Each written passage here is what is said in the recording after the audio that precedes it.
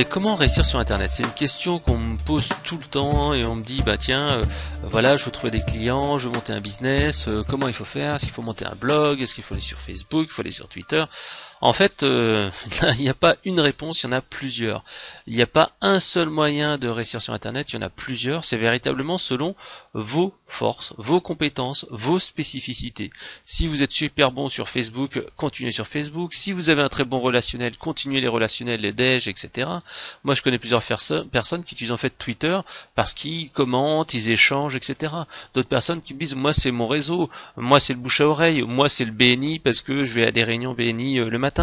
Bref, il n'y a pas qu'un seul moyen de réussir, que ce soit sur Internet ou dans la vie. Par exemple, moi je vais vous donner quelques exemples. Sur Twitter, je suis plutôt bon parce que j'ai une communauté qui est assez large. J'ai trouvé un système pour publier du contenu à valeur ajoutée, discuter avec des personnes, etc.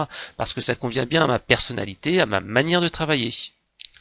J'aime bien publier de l'information, j'aime bien faire de la communication, mais j'aime pas non plus y passer des heures comme sur Twitter, où souvent sur Twitter on peut dire bonjour, like, etc., etc. Donc il y a un aspect un petit peu plus comment dire, personnel, où on passe beaucoup de temps, qui me convient pas tout à fait. Twitter, ça me convient mieux parce que je publie de l'information, je donne du conseil, et que c'est bien dans ma mentalité. Le blog aussi, je suis très bon parce que tout simplement j'ai compris encore une fois comment ça fonctionnait, avoir du bon contenu, travailler les bons mots-clés, par exemple avec SEMrush, par exemple avec Google Keyword, c'est créer des articles assez longs, c'est obtenir des liens, c'est faire du contenu original, et c'est surtout travailler la conversion, c'est-à-dire que j'arrive bien à convertir un prospect en client, tout simplement parce que j'ai mis des systèmes, comme par exemple un système pour créer un livre blanc quasiment tous les mois.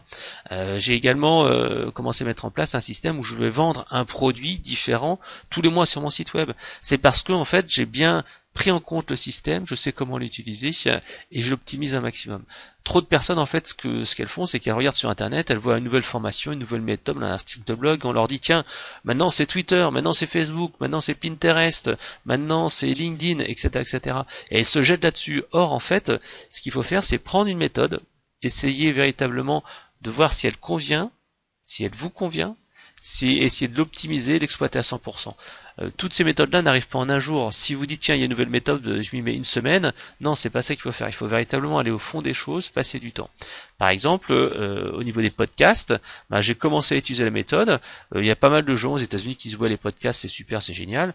Moi, je l'utilise, mais c'est dans un objectif de référencement et de création de contenu. J'ai créé plus de 600 podcasts sur Audiobouffe, tout simplement parce que je crée du contenu que je vais ensuite envoyer à un secrétaire qui va en fait faire la transcription et qui me fait un article de blog. C'est un moyen pour moi de gagner du temps. J'ai 30 lecteurs qui lisent quasiment tous les jours mes podcasts, mes nouveaux podcasts, et pourtant pour moi ça n'a pas d'intérêt parce que en fait le but pour moi c'est de reprendre ce contenu et le mettre sur mon blog.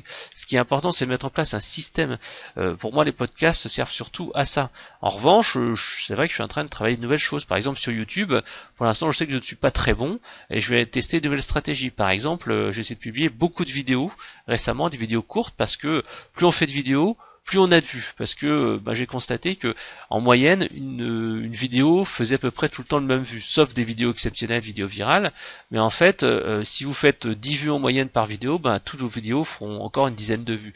Donc l'objectif c'est d'avoir de plus en plus de vidéos, monter en puissance comme ça ce nombre de vues de manière globale, et ensuite avoir en fait un petit peu comme au bon vieux temps du SEO, plus vous avez de pages sur du contenu avec des mots-clés, plus vous serez présent. Donc voilà, il y a des choses à faire comme ça.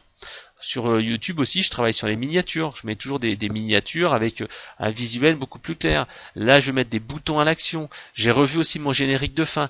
Bref, quand on se met sur quelque chose, il faut essayer de trouver un système. Qu'est-ce qui marche? Essayer d'aller au-delà du simple fait d'utiliser l'outil comme sur un blog, juste publier des articles. Il faut aller plus loin que ça. Il faut savoir comment on peut l'optimiser. Surtout, mettre en place un système, un process qui va vous permettre de faire ça simplement, d'automatiser un maximum de choses, de monter en puissance, que vous fassiez une vidéo, que vous en fassiez 10. Il faut que vous arriviez à avoir un train-train quotidien et surtout travailler la conversion parce que attirer des gens c'est bien, mais si ça ne convertit pas après, ça ne sert à rien. Pareil sur Facebook, ça sera ensuite un autre objectif pour moi, aller encore plus loin parce que j'ai une communauté Facebook, mais c'est vrai que je l'exploite pas à 100%. J'anime des communautés, je rentre en contact avec des gens, j'ai comme ça un relationnel, mais je l'exploite pas à 100%. C'est l'aspect conversion qui n'est pas assez bon encore sur Facebook parce que je m'y suis pas mis, on peut pas tout faire en même temps, et aussi parce que j'ai pas encore exploité à fond le potentiel visuel de Facebook avec l'échange de données, d'idées. Donc voilà, c'est important de se dire qu'il y a toujours dans chacun des systèmes des moyens d'aller un petit peu plus loin, de faire un petit peu mieux, et pour l'instant il faut essayer d'avancer petit à petit, capitaliser sur ce que vous savez faire, ce qui fonctionne bien, et ensuite vous pourrez passer à autre chose. C'est la stratégie de la tâche d'huile. Commencez par quelque chose de simple que vous savez faire, mettez en place un process, exploitez-le à 100%, et une fois que vous avez ça, vous allez pouvoir passer à un autre niveau supérieur en automatisant ce que vous avez déjà passé auparavant. Donc voilà, c'était ce que je voulais vous faire passer comme message. Il n'y a pas un seul moyen pour réussir sur Internet, il y en a plusieurs. À vous de trouver celui qui vous convient, exploitez-le un maximum, et ensuite vous pourrez passer à une autre solution ou à un autre outil.